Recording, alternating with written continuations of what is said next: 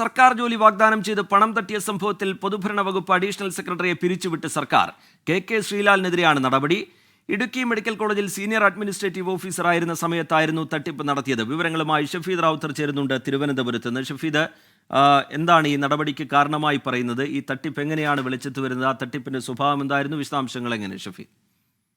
റിജിത്ത്, അസാധാരണമായ ഒരു നടപടിയാണ് ഇപ്പോൾ സംസ്ഥാന സർക്കാരിന്റെ ഭാഗത്ത് നിന്നുണ്ടായിരുന്നത്. അസാധാരണത്തിനപ്പുറത്തേക്ക് അപൂർവമായ ഒരു നടപടി എന്ന് നമുക്കതിനെ വിശേഷിപ്പിക്കാൻ കഴിയും. അതായത് പൊതുഭരണ വകുപ്പിലെ അഡീഷണൽ സെക്രട്ടറി ആയിട്ടുള്ള കെ ശ്രീലാലിനെ സർവീസിൽ നിന്ന് പിരിച്ചുവിട്ടിപ്പോൾ സർക്കാർ ഉത്തരവിറക്കിയിട്ടുണ്ട്. ഈ ശ്രീലാല് 2019-2020 കാലത്ത് ഇടുക്കി മെഡിക്കൽ കോളേജിലെ സീനിയർ അഡ്മിനിസ്ട്രേറ്റീവ് ഓഫീസറായിരുന്നു. അങ്ങനെ ഇയാൾ ഇവിടെ ജോലി ചെയ്യുന്ന സമയത്ത് അതേ ഓഫീസിൽ അറ്റൻഡർ, ക്ലർക്ക് തുടങ്ങിയ തസ്തികകളിൽ ജോലി വാഗ്ദാനം ചെയ്ത അഭിജാത് പി ചന്ദ്രൻ എന്നയാൾ ഉൾപ്പെടെ 8 പേരിൽ നിന്നായി 25 ലക്ഷത്തോളം രൂപ നേരിട്ടുവെന്ന അതുമായി ബന്ധപ്പെട്ട ഒരു പരാതി സർക്കാരിന് ലഭിച്ചു.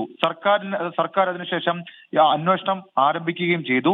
അങ്ങനെ പരിശോധിക്കുന്നതിനിടയിൽ ഇയാൾക്കെതിരെ വിജിലൻസും ഇടുക്കി പോലീസ് സ്റ്റേഷനിലും കേസ് രജിസ്റ്റർ ചെയ്ത അന്വേഷണം നടത്തി വരികയായിരുന്നു. അങ്ങനെ സർക്കാർ അടക്കം നടത്തിയ ആഭ്യന്തര പരിശോധനയിലും ഇയാൾ 3 പേരിൽ നിന്ന് ഏതാണ്ട് 1,50,000 രൂപയടക്കം വാങ്ങി. 8 പേർ പരാതിയുമായി ആദ്യം രംഗത്തെത്തിയെങ്കിലും പിന്നീട് പരാതിയിൽ ഉറച്ചു നിന്നത് 3 പേരാണ്.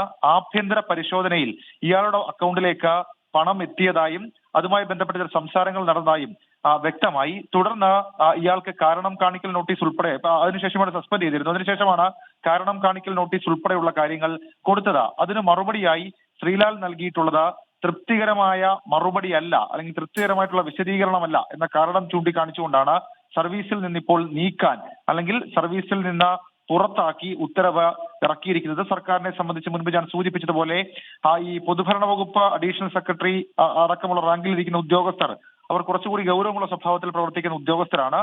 അങ്ങനെ ഉദ്യോഗസ്ഥനെതിരെ അപൂർവമായി മാത്രമാണ് സർവീസിൽ നിന്ന് പുറത്താക്കിക്കൊണ്ടുള്ള നടപടികൾ എടുക്കുക. ശരി, ഷഫീദ് റാവുത്തർ വിവരങ്ങൾ നൽകുകയായിരുന്നു. പൊതുഭരണ വകുപ്പ് അഡീഷണൽ സെക്രട്ടറിയാണ് സർക്കാർ പിരിച്ചുവിട്ടിരിക്കുന്നത്. കെ ശ്രീലാലിനെതിരെയാണ് നടപടി. വിശദീകരണം തൃപ്തികരമല്ല എന്നതും പല തലത്തിൽ നടന്ന അന്വേഷണവും ചൂണ്ടിക്കാട്ടിക്കൊണ്ടാണ് ഇപ്പോൾ നടപടിയിലേക്ക് എത്തിയിരിക്കുന്നത്. ഷഫീദ് റാവുത്തർ വിവരങ്ങൾ നൽകുകയായിരുന്നു.